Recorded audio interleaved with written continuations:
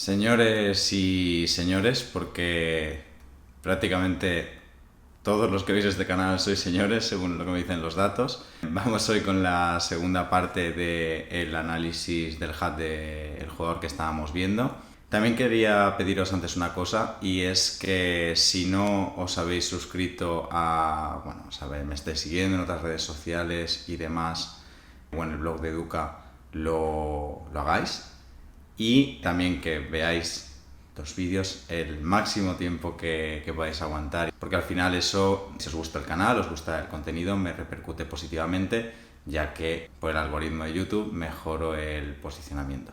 Sin más, vamos a pasar a continuar con la revisión de este HUD. Ya veníamos viendo que era un rival que tenía algunos leaks que podíamos explotar, sobre todo vimos al final el joven River estaba a otro nivel este señor.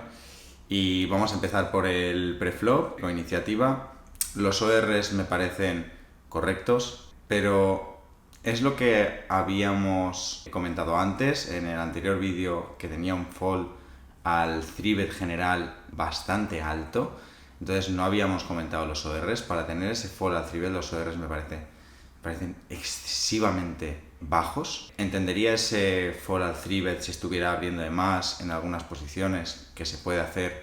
A más subes de nivel obviamente menos, pero en niveles bajos, en niveles medios, se puede hacer perfectamente, incluso sin datos y contra la mayoría de los rivales. Pueden tener ORs en algunas posiciones bastante altos, entonces no me importa en esas situaciones tenerlos más altos y foldear de más al 3-bet, porque es una adaptación que hacemos sobre todo contra algunos tipos de rivales y no contra todos. Entonces, para los falls que se maneja, me parecen bajos los ORs en todas las posiciones. Si manejara falls a 3-bet más bajos, me parecerían unos ORs decentes si no se está adaptando ni a la población ni a distintos tipos de rivales. Otra cosa a destacar, diría que es el 4-bet que tiene NS versus BB, lo tiene bastante disparado, y ya comentamos en el vídeo anterior que tenía un fall al 5-bet bastante alto, el 50 es bastante alto. Justo en esa posición, teniendo datos, podría desarrollarle un rango de 5-bet push, sobre todo con 100 BBs, cuando estuviéramos en big blind versus small blind, que fuera la small blind. Es bastante claro de ver.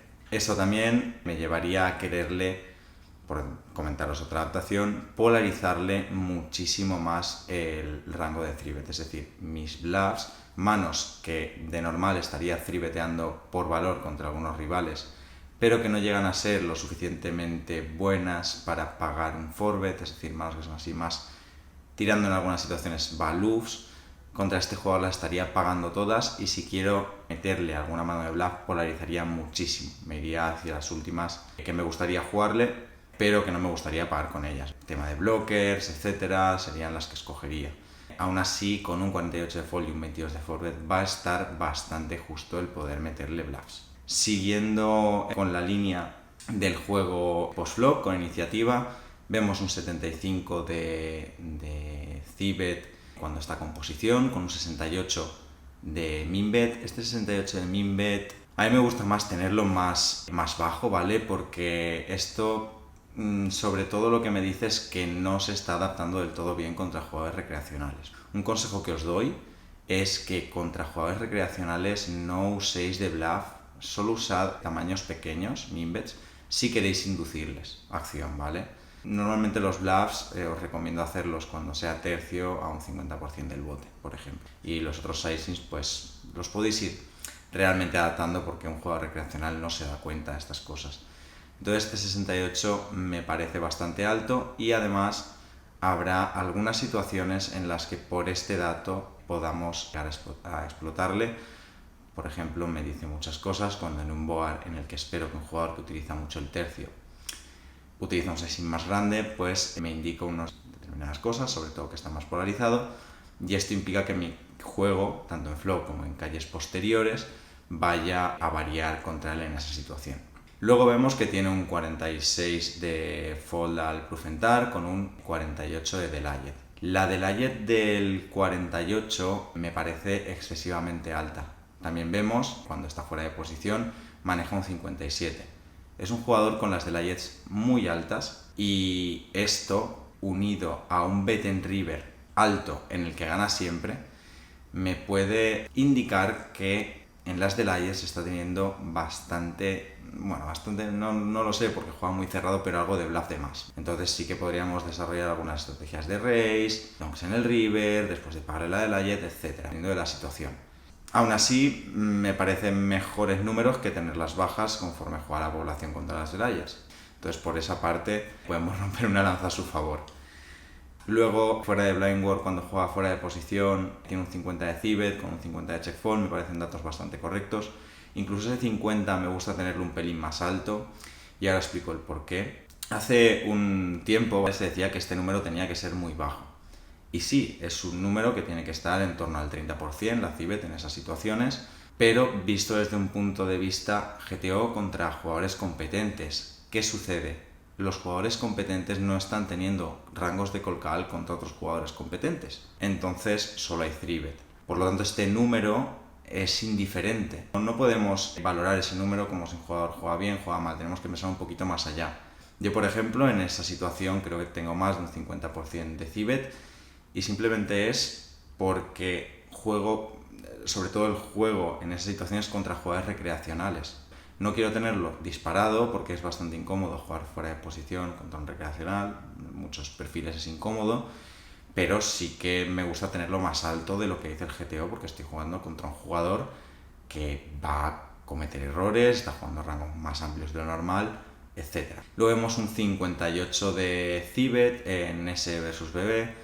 Prácticamente todos los HUDs que estamos viendo, es que la mayoría de la población está jugando Cibets en S versus BB altas. Otra estrategia que es tenerlas más bajas, ambas son válidas, incluso en nosebleeds, high stakes, vemos distintos tipos de jugadores, unos con el Cibet en esta situación alto, rondando el 60-67%, y otros jugadores que prefieren tenerlo en torno al 30, entre 30 y 40%.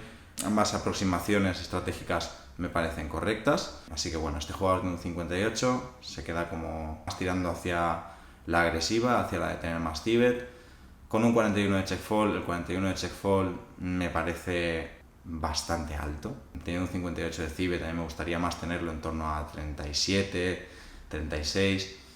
Pero por otra parte, el check raise del 11, teniendo un 58 de Cibet, sí que me parece bastante aceptable. Tenemos que entender que a más Cibet tengamos en esta situación, más bajo va a ser el porcentaje de check raise.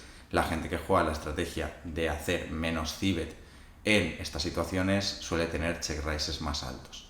Luego la de Layer, ya lo hemos comentado antes.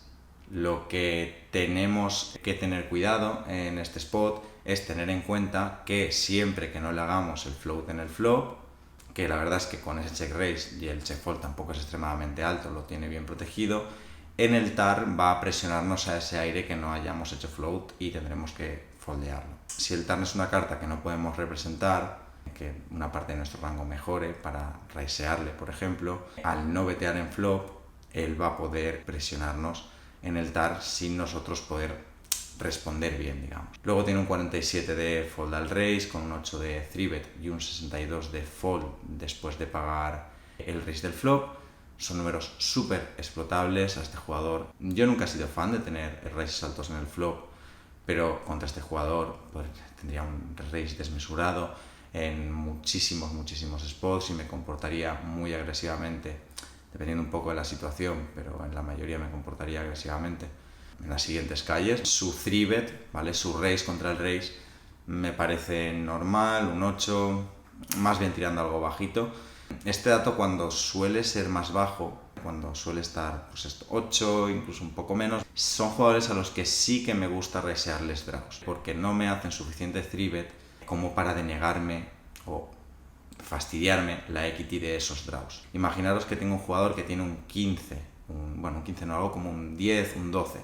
Contra estos jugadores hay que tener muchísimo cuidado a la hora de raisear este tipo de manos, porque al hacernos 3-bet el bote se hace más grande y a nuestros draws realmente les interesa jugar SPRs grandes. No, un draw nunca quiere acabar una mano en 2 calles, quiere acabarla, quiere ver cartas y lo más barato posible, entonces es contraproducente. Luego, si ya lo tuviera más alto, en torno a 15, 20, hay otro tipo de estrategias que se pueden emplear, como por ejemplo raisearle draws para pushearle al 3-bet. Más cosas. La CB del TAR me parece bastante baja, 46.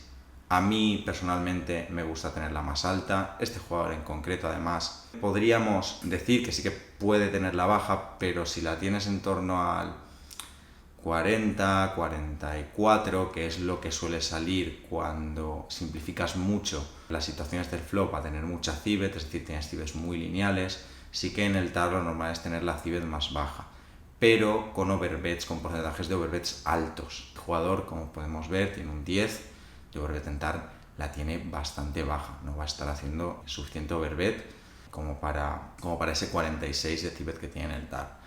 Luego el foldar proof en river de 67 me parece desmesuradamente alto. Podríamos ampliar algo los rangos de call en el flop en algunos spots, que bueno, esto se aprende viendo medias de la población, viendo cómo se comporta la gente en determinados spots para luego pagar en esos spots de más y robar en river. Y luego un 55 contra el float en el TAR también me parece bastante alto, así que más de lo mismo. El 62 de foldar raise en el TAR, muy explotable. Hemos visto es un jugador que no se maneja bien contra raises. Raises en el TAR contra este tipo de jugador es un jugador que sí que hace overbets, no va a tener los rangos de cibet no overbet bien construidos, van a ser más débiles de lo normal, y este 62 lo que nos indica es que le vamos a poder presionar bastante cuando utilices sizings neutros no overbet. Sobre todo, esa sería una de las adaptaciones. Para finalizar, el juego en el river, ya lo comenté un poco, el 40 de bet con el 70 de won, y en este caso este jugador, teniendo datos, podemos explotarle bastante porque se pone bastante face up con los sizings. Vemos que cuando hace overbet es cuando menos gana, y cuando hace sizings en torno de tercio a neutro sí que suele ganar más. Vemos que utiliza los sizings pequeños más orientados a value y los sizings más grandes orientados a bluff. Esto es algo que se puede explotar a la hora de bluff catcharle el river. Luego vemos un pequeñísimo 32 de bet en river en botes pequeños. Este número yo siempre recomiendo tenerlo mucho más alto, bastante más alto, con un 61 de won. No me gusta, ¿vale? Esta situación, conforme juega la gente, la población y demás, hay que tenerlos el bet más alto y el won muchísimo más bajo. Hay que blufear mucho esta situación. Él mismo en botes pequeños está foldeando un 74. Está jugando bastante mal los botes pequeños, los entiende de una forma completamente distinta a la que es la realidad. Y por último vemos que tiene un 53 de bet en botes grandes. Tampoco nos quiere decir mucho porque vemos que en botes pequeños está ganando un 61 y su en general es un 70. No lo tomaría como un dato está blufeando mucho, simplemente está apostando más, puede que sus rangos que llegan a river en botes grandes sean más fuertes, daría más peso a este dato. Y nada, me voy a colocar aquí en medio para despedirme. Espero como siempre que el vídeo os haya gustado, que os haya servido de mucho, que es lo que busco sobre todo. No olvidéis seguirme en redes sociales, etcétera, lo de siempre. Y nos vemos en el siguiente vídeo. Que vaya muy bien. Hasta luego.